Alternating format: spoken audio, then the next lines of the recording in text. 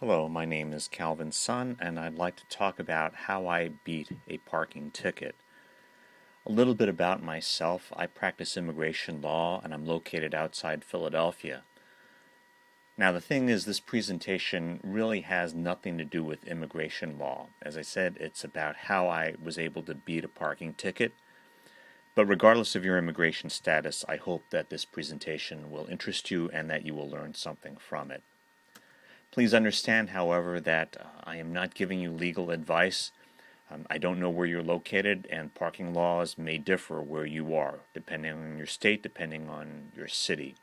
So what worked for me may or may not work for you. Nonetheless, I hope you will benefit from my experience. So what happened? A couple months ago, May 18th, 2013, I drove to Chinatown in Philadelphia, and I parked in front of a restaurant called Joy Sin Lao.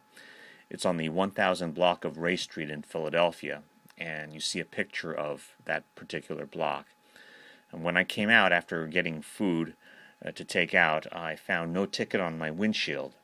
However, a few weeks later, I received a letter from the Philadelphia Parking Authority.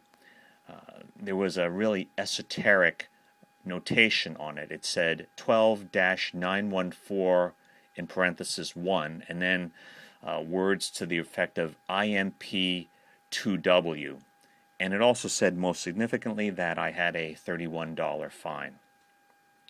Well, rather than simply pay the fine, I looked up this reference, this 12-914 parenthesis 1, and I looked at the Philadelphia Traffic Code to do so, and what I found was that section 12-914 parenthesis 1 referred to parked improper on a two-way highway. Now, let's go back and let's take a look at Ray Street. If you'll notice, this particular block of Ray Street is a one-way street. And so there is no way that I could be found guilty of violating a code that said parked improperly on a two-way highway. So I wrote a letter to the parking authority and I explained the situation.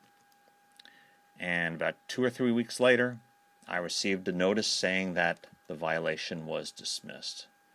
Needless to say, I was quite happy. So what can we learn? First of all, understand that every violation ticket is not necessarily correct. If you get such a ticket, and I hope you don't, but if you do, a couple things to check. The date and time. Make sure that any violation that you are alleged to have violated really did apply at the date and time that you parked. Check the license plate. Check the description of the car. Make sure that it really applies to your car. And most importantly, a parking ticket most likely will have a citation of some traffic code. You'll want to do as I did. Look up the citation and make sure that it really does apply, because in my case it did not. So I saved $31. Want to thank you for listening to this and watching this short presentation. My name is Calvin Sun. My phone number is 610-296-3947. I can be reached by email at csu1@calvinsun.com, and I publish an immigration blog.